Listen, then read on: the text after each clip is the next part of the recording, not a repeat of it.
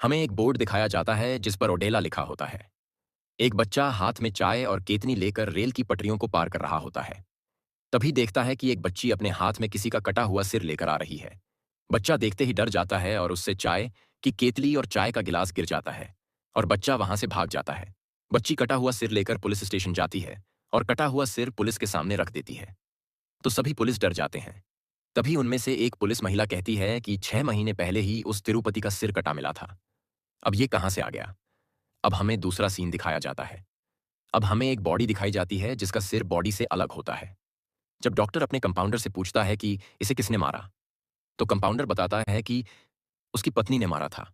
Doctor पूछता है कि क्यों मारा, तो बताता है कि गांव की महिला और लड़कियों का रेप करके मार देता था।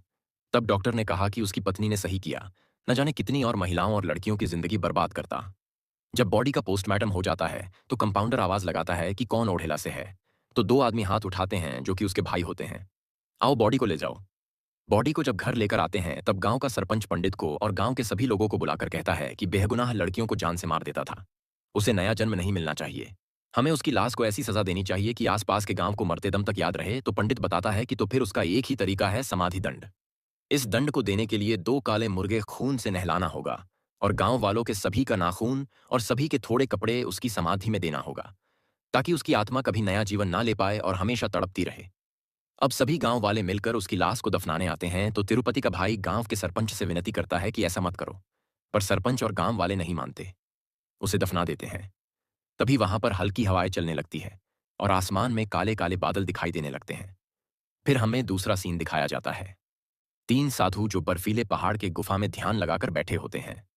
उनमें से एक साधु कहते हैं कि गंगा नदी के 1000 किलोमीटर दूर दक्षिणी किनारे के पास देवी ओडेला के जन्म स्थान पर एक दुष्ट आत्मा कहर बरसाने को तैयार है। तभी साधु बाबा का चेला बोलता है कि यदि आपकी दिव्य दृष्टि ने देखा है तो ये सत्य ही होगा। साधु कहते हैं कि यदि वहां पर एक दुष्ट आत्मा का जन्म हुआ है तो निश्चय ही कहीं न कहीं ईश्वर का भी जन्म हुआ होगा। अगले सीन में हमें एक शादी का समारोह दिखाया जाता है। गांव के सभी बच्चे खुशी से नाच कूद रहे होते हैं। खुशी का माहौल होता है। तभी एक आदमी कहता है कि गांव में खुशी का माहौल है, कहीं तिरुपति की नजर न लग जाए। तभी हमें तिरुपति की समाधि दिखाई देती है। उसी के सामने गांव के कुछ लड़के मदिरा पी रहे होते हैं। तभी वहां से गांव का पंडित जा रहा होता है तो पंडित को लड़के बुला लेते हैं और उसे कहते हैं कि पंडित एक पैक मारे जा। तभी पंडित कहता है कि तुम्हारी प्रेमिका को आशीर्वाद देने जा रहा हूं। लड़का कहता है कि जब वो बचपन में कुछ मांगती थी तो मैं तुरंत लाकर देता था। अब उसकी शादी किसी और के साथ हो रही है।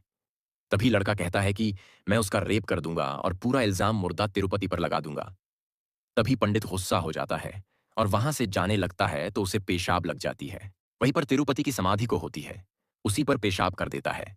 वहीं पर एक कांटा होता है जो उसके पैर में चुभ जाता है। जब कांटे को निकाल रहा होता है तो उसका खून उसके समाधि पर गिर जाता है और तिरुपति की आत्मा उसके शरीर में प्रवेश कर लेती है। फिर वो अपनी बाइक को हवा में उड़ाकर शादी में पहुंच जाता है। फिर दूल्हा और दुल्हन को आशीर्वाद देता है। दूल्हा दुल्हन जब सुहागरात मना रहे होते हैं तभी दरवाजा खोलकर पंडित कमरे में आ जाता है। दूल्हे को एक हाथ मारता, ओ दूर जा गिरता है। तिरुपति दुल्हन का रेप करके उसे बेरहमी से मार देता है। जब पुलिस आती है तो पंडित से पूछती है तो पंडित बताता है कि मैं अपना मोबाइल भूल गया था, उसे लेने आया तो देखा दोनों मारे हुए थे। पुलिस पंडित को जेल में ले जाकर बहुत मारते हैं। तो पंडित उसी लड़के का नाम बताता जो शराब पी रहा था। पुलिस उसे और उसके दोस्तों को बहुत मारते हैं और पूछते हैं तो बताता है कि तब मैं नशे में था, मैंने नहीं किया है। अब हमें दूसरा सीन दिखाया जाता है कि मौलवी एक बच्ची पर बुरा साया को दूर भगा रहा होता है। उसके पिता से कहता बच्ची को कुछ नहीं होगा, बस रात में इस मुर्गे को गांव के सरहद पर छोड़ देना। जब रात होती है तो मुर्गे को गांव के सरहद पर छोड़कर चले जाते हैं। तभी वहां से वेंकटेश बाइक लेकर जा रहा होता है तो देखता है कि हवा में कोई मुर्गे को खा रहा है। जब सुबह होती है तो सारी बात मौलवी को बताता है। तभी वहां पर गांव का एमटीपी नेता अपनी बेटी की शादी का कार्ड लेकर आता है। तभी मौलवी कहता है कि अभी गांव में एक घटना हो चुकी है, शादी करना अभी सही नहीं होगा। इतना कहते ही एमटीपीसी नेता गुस्सा होकर कहता है तुम्हें आना होगा तो आना, नहीं तो मत आना। ऐसा कहकर वो चला जाता है।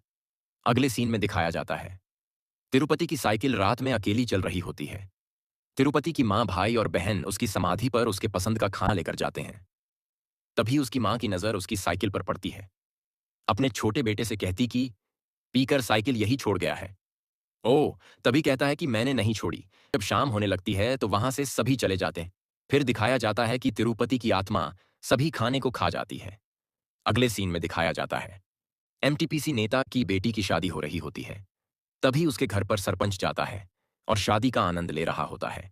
तभी शादी में एक लड़का माइक में सगुन देने वाले का नाम पुकार रहा होता है। सरपंच वहां पर 116 रुपए लिखवाता है तो सभी हंसने लगते हैं और सरपंच का लोग मजाक उड़ाने लगते हैं। तभी वहां पर एमटीपीसी से झगड़ा करके वहां से चला जाता है। तभी रास्ते में उसको पेशाब लग जाती है तो ड्राइवर से कहता है कि ट्रैक्टर रोक, पेशाब करनी है। जाकर तिरुपति की समाधि पर पेशाब करने लगता है। तभी उसके पैर में एक कांटा चुभ जाता है। जब कांटे को निकालता है तो खून की बूंदें तिरुपति की समाधि पर गिर जाता है। तभी तिरुपति की आत्मा उसको अपने वश में कर लेती है। फिर ट्रैक्टर पर एक लात मारता है। ड्राइवर दूर गिर जाता है और ट्रैक्टर को हवा में उड़ाकर एमटीपीसी घर जाता है तो वहां पर सभी सो रहे होते हैं, लेकिन उसकी बेटी वहां पर नहीं होती है। तभी जान जाता है कि उसकी बेटी सुहागरात खेत में मना रही है। तभी तिरुपति ट्रैक्टर लेकर खेत में जाता है और उसके ऊंचे मचान को ट्रैक्टर से गिरा देता है और उसकी बेटी को मार डालता है। जब सुबह होती है तो वहां पर पुलिस आ जाती है। नेता और उसकी पत्नी रो रहे होते हैं। अगला सीन भैरवी का दिखाया जाता है, जो शिव के मंत्र का जाप कर रही होती है। अगले सीन में दिखाया जाता है कि पंडित और सरपंच को पेड़ में बांधकर मार रहे होते हैं और सभी गांव वाले देख रहे होते हैं। तभी नेता की पत्नी कहती है कि तूने कैसे मारा, वो तेरी बेटी जैसी थी। सरपंच कहता है, मैं इतना नीच नहीं हूं कि तुम्हारी बेटी को मार दूंगा, भले ही मुझे मार डालो, पर मैंने नहीं मारा है। पंडित कहता है कि हम दोनों को मार दो। तभी वहां पर मौलाना और वेंकटेश कहते हैं कि तुम दोनों ने किसी को नहीं मारा। तभी वहां पर वेंकटेश टीवी पर दिखाता है कि कैसे साइकिल अपने आप चल रही है और हवा में मुर्गे को कैसे खा रहा है। तभी वहां पर एक पुलिस ये सब नहीं मान रहा था और कह रहा था कि तुम इन दोनों को बचा रहे हो। पुलिस कहता है कि मैं तिरुपति की समाधि के पास एक रात रहूंगा और सबको गलत साबित करूंगा। और वहां पर टेंट लगाकर अपने सभी कांस्टेबल से कहता है कि मुझे कोई सिक्योरिटी की जरूरत नहीं, तुम सब जाओ और अगली सुबह मुझे एक कड़क चाय लेकर आना। जब वहां पर अगली सुबह चाय लेकर जाते हैं तो देखते हैं कि सर चश्मा लगाकर बैठे होते हैं। महिला पुलिस कहती है, सर चाय सर कुछ नहीं बोलते तो सर को छूते हैं तो पता चलता है कि सर मरे हुए हैं। अब हमें राधा को दिखाया जाता है जो तिरुपति की पत्नी होती है। अब राधा से कुछ गांव वाले जेल में मिलने जाते हैं और राधा को सारी बातें बताते हैं तो राधा कहती हैं, मैंने उसे मारकर उसकी जान ले ली और तुम लोग उसे समाधि दंड देकर उसे जिंदा रखा। क्या मैंने उसे इसीलिए मारा था? गांव वाले कहते हैं कि अब तुम ही हम सबकी जान बचा सकती हो। तो राधा कहती है कि तुम सबको भैरवी ही बचा सकती है।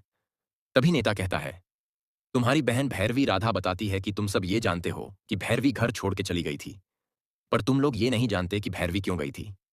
उसको बचपन से ही शिव भक्ति में लगाव था और भैरवी एक पत्र लिखकर घर छोड़कर चली गई थी। गांव वाले पूछते हैं कि अब कहाँ मिलेंगी? तब राधा बताती है कि मैंने सुना है कि भैरवी हमेशा रामगिरी पहाड़ियों पर बने खंडर मंदिर में तप करने आती रहती है। तभी सभी लोग उस मंदिर की ओर चल देते हैं। नदी पर करते ही सभी एक चाय की दुकान पर बैठ जाते हैं और उस दुकान वाले से पूछते हैं कि भाई साहब, आप किसी भैरवी नाम के नागा साधु को जानते हो? कहता है कि नहीं जानता भाई। तभी कुछ लोग गायों को ट्रक में लाद कर ले जा रहे होते हैं और गाय का बछड़ा ट्रक के पीछे भाग रहा होता है। लोग बछड़े पर शराब की बोतल फेंक रहे होते हैं। तभी सभी गायें ट्रक पर से कूद जाती हैं। सभी गायें उस बछड़े के पास पहुंच जाती हैं। सभी शराबी गुस्सा होकर सभी गाय और बछड़े को पीटने लगते हैं। तभी एक औरत कहती है कि हे भगवान, इन सभी को बचा लो। तभी वहां पर भैरवी आती है और सभी को खूब पिटाई करती है और कहती है कि एक बात याद रखना, इनके गले पर चाकू रखा या इन्हें छूने की कोशिश की तो तुम्हारा सर धड़ से अलग हो। तभी वहां पर गांव के लोग आ जाते हैं। अगली सीन में दिखाया जाता है कि भैरवी शिव जी के मंदिर में जल चढ़ा रही है और गांव के लोग बगल में खड़े हैं। जब गांव के लोग कहते हैं कि हम कब से आपसे विन्नतें कर रहे हैं, आप कुछ बोल ही नहीं रही हैं, तो भैरवी कहती है कि तुम्हारा दिया हुआ दंड अब तुम्हारे लिए दंड बन गया है। बहुत विनती करने पर भैरवी गांव चलने को तैयार हो जाती है और जब गांव में पैर रखती है तो उसका स्वागत हल्दी के पानी से होता है। इसके बाद अपने पुराने घर में जाती हैं और दिए को जलाती है। बापम्मा की तस्वीर के सामने हाथ जोड़कर कहती है कि गांव वाले हम पे भरोसा करते हैं, उनकी आस्था पर दया दृष्टि डालने की कृपा करो। तभी कमरे में हल्की हवाएं चलने लगती और रखी पुरानी किताब के पन्ने उड़ने लगते हैं और पुरानी शिवलिंग पर रखा रुद्राक्ष जाकर एक बिल में घुस जाता है और उसमें से एक सर्प निकलता है जिसके ऊपर वही रुद्राक्ष होता है। अब उस रुद्राक्ष को भैरवी रास्ते पर छोड़ती है तो रुद्राक्ष चलने लगता है और जो घटना हुई होती है सभी को दिखा देता है।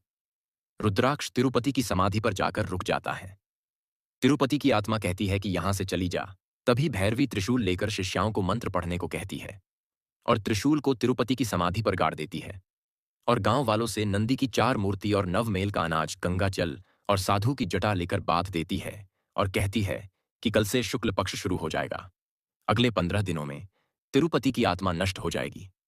तब तक यहां स्थापित चारों नंदी इस गांव की रक्षा करेंगे। भैरवी कहती है कि याद रहे, किसी ने भी इन नंदियों को हिलाया या अनाज अपनी रंगत खो देते हैं और किसी इंसान का इस समाधि पर साया भी बढ़ता है तो इस गांव का विनाश होने से भगवान भी नहीं रोक सकते। और कहती है इन 15 दिनों तक हर परिवार का एक इंसान इस समाधि की रक्षा करेगा। गांव का एक बुजुर्ग व्यक्ति विनती करता है कि माता जी, आप 15 दिनों तक यही रुक जाइए। जब उसे कपाल मोक्ष मिल जाए तो यहां से चली जाना। भैरवी कहती है ठीक है, मल्ला मंदिर में रहने का इंतजाम करवाइए। अगले सीन में दिखाया जाता है कि कुछ न्यूज रिपोर्टर अपना ड्रोन कैमरा उड़ा रहे होते हैं तो ड्रोन कैमरा तिरुपति की समाधि पर गिर जाता है। जब कैमरा लेने जाते हैं तो गांव वाला उस कैमरे को नहीं लेने देता और उन सबको वहां से भगा देते हैं। फिर जब रात हो जाती है तो पहरा देने वाला सो गया होता है। न्यूज रिपोर्टर वहां पर चुपके से आता है। तभी कैमरा लेने जा रहा होता है तो उसके शरीर पर नोकीले तार से कट जाता है। जब ड्रोन कैमरा को ले रहा होता है तो खून की बूंद तिरुपति की समाधि पर गिर जाता है। फिर तिरुपति की आत्मा उसके शरीर में प्रवेश कर लेती है और सीधे भैरवी के पास जाता है। भैरवी नहा रही होती है तो उसे छूने के लिए जैसे ही कदम आगे बढ़ाता है तो एक भयानक सर्प आ जाता है और उसे डसने लगता है। फिर तिरुपति अपनी साइकिल हवा से उड़ाकर अपने पास ले आता और उस पर बैठकर वहां से भाग जाता है। अब हमें अगले सीन में दिखाया जाता है कि राधा जेल से छूटकर सीधे अपनी बहन से मिलने जाती है। अब गांव के कुछ लोग और भैरवी इस बार गांव में रंगोली उत्सव मनाने की योजना बना रहे होते हैं। जब पंडित उत्सव की डेट बताने जा रहा होता है तभी पन्ने में आग लग जाती है और खिड़कियों के कांच टूटने लगते हैं और पूरे गांव में तिरुपति की आवाजें सुनाई देने लगती हैं। गांव के सभी लोग तिरुपति के समाधि स्थल पर जाकर देखते हैं कि तिरुपति की आत्मा विकराल रूप धारण करके सभी गांव वालों को डरा रही थी। अब तिरुपति अघोरी बाबा से तंत्र विद्या सीखकर बहुत ताकतवर हो जाता है। तभी तिरुपति कहता है इस बार की रंगोली भैरवी के खून से मनाई जाएगी और पूरे गांव के बगल अपनी शक्ति से गोला खींच देता है और कहता है कि जो भी इस गोले से बाहर या अंदर आने की कोशिश करेगा, ओह, तुरंत मारा जाएगा। तभी एक आदमी गोले के अंदर आने की कोशिश करता है। उसका सर धड़ से अलग हो जाता है। एक भैंस का भी वही हाल होता है। पक्षी भी अंदर नहीं आ पाते हैं। सभी गांव वाले ऐसा नजारा देखकर हैरान हो जाते हैं। गांव की हालात बहुत ही खराब हो चुकी थी। खेत की सारी फसल सूख गई थी। तभी पेट्टल और उसकी पत्नी रोते हुए अपनी बेटी को भैरवी के पास लेकर आते हैं और कहता है कि हमारी बेटी को ये क्या हो गया, माता इसे बचा लो, इसे बचपन से ही दमे की बीमारी है। अब भैरवी बताती है कि इसको अब राधा ही बचा सकती है। राधा पूछती है कैसे, तो भैरवी बताती है कि तिरुपति तुम्हारा पति है, तुम उसके समाधि पर जाकर उसका ध्यान अपनी ओर आकर्षित करो। इधर मैं माइक में मंत्र पढ़ूंगी और उसकी शक्तियां कमजोर हो जाएगी। तब बच्ची को गोला पार करा के अस्पताल लेकर चले जाएंगे। ये बच्ची बच गई तो गांव वाले फिर हम पे भरोसा करने लगेंगे। तभी गांव में तेज हवाएं चलने लगती है और इलेक्ट्रिक मैन बिजली कट कर देता है। फिर तिरुपति को पता चल जाता है कि राधा मेरे साथ छल कर रही है। अब तिरुपति उस बच्ची की शरीर में समाकर पूरे गांव वालों के सामने राधा का आरी से सर धड़ से अलग कर देता है। फिर हमें पता चलता है कि जो बच्ची स्टार्टिंग सीन में हाथ में सिर लेकर जा रही होती है, ओ, किसी और का सिर नहीं बल्कि राधा का होता है।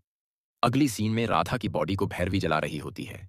फिर भैरवी तिरुपति की समाधि पर जाती है और कहती गांव वालों को छोड़ दे, तुझे जो चाहिए मैं दूंगी। तभी तिरुपति कहता है तुझको मुझसे शादी करनी होगी तभी गांव वालों को छोड़ दूंगा। भैरवी मान जाती है। तभी रास्ते में गांव वाले मिलते हैं। कहते हैं माता, यहां से चले जाइए, कोई शिव भगवान नहीं है। तिरुपति जब तक पूरे ओडेला को शमशान नहीं बना देता चुप नहीं बैठेगा। तभी वहां पर शिव की लगी तस्वीर को एक आदमी फाड़ देता है और दूसरा बुजुर्ग आदमी गले में पहने रुद्राक्ष को तोड़कर फेंक देता है। तभी भैरवी कहती है इसमें ओम की ध्वनि सुनाई दी, हम सब अभी तक शिव जी की कृपा से ही जीवित है। तभी मौलाना से ओम नमस्य शिवाय कहकर वहां से चली जाती है। अब इधर भैरवी तिरुपति से शादी करने के लिए तैयार हो रही थी। अब मौलाना कहता है कि उसने मुझसे ही ओम नमस्य शिवाय क्यों कहा। थोड़ी देर बाद उसे सब समझ आ जाता है तो मौलाना और वेंकटेश तिरुपति की समाधि को खोदने लगते हैं। अब तिरुपति भैरवी के घर में आ जाता है, उसको बिस्तर पर ढकेलता है और उसके ऊपर लेट जाता है।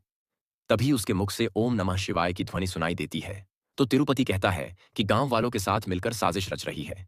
तभी उसकी चारपाई को गांव के मंदिर में फेंक देता है। वहां पर पूरे गांव वाले हैं। भैरवी ओम नमः शिवाय कहना बंद नहीं करती है तो उसे तिरुपति तब तक मारता है कि उसके मुख से ओम नमः शिवाय बंद नहीं होता है। सारे गांव वाले रो रहे होते हैं। तभी हमें हिमालय पर तप करने वाले साधु को दिखाते हैं। साधु कहते हैं कि एक बार और नाम लो पुत्री, तुम्हारा जाप पूरा हो जाएगा। लेकिन भैरवी नहीं बोलती। तभी गांव की एक छोटी बच्ची कहती है, उठो दीदी उठो, परंतु नहीं उठती है। तब बच्ची नंदी के मंदिर में जाती है और नंदी के कान में बच्ची विनती करती है। तभी नंदी वहां पर आकर भैरवी को अपनी शक्ति से जगा देते हैं। तभी तिरुपति कहता है कि अपने तंत्र मंत्र से इस मल्लाना मदिर को 7 सेकंड में मिटा दूंगा। तभी अपने मंत्र से सभी गांव वालों को अपने वश में कर लेता है। तभी भैरवी ओम नमः शिवाय का जाप करती है और वहां पर शिव भगवान प्रकट होते हैं और वो अपनी त्रिशूल भैरवी को दे देते हैं। और फिर भैरवी हवा में उड़कर तिरुपति को मार देती है और उधर मौलाना उसके कंकाल को जला देता है।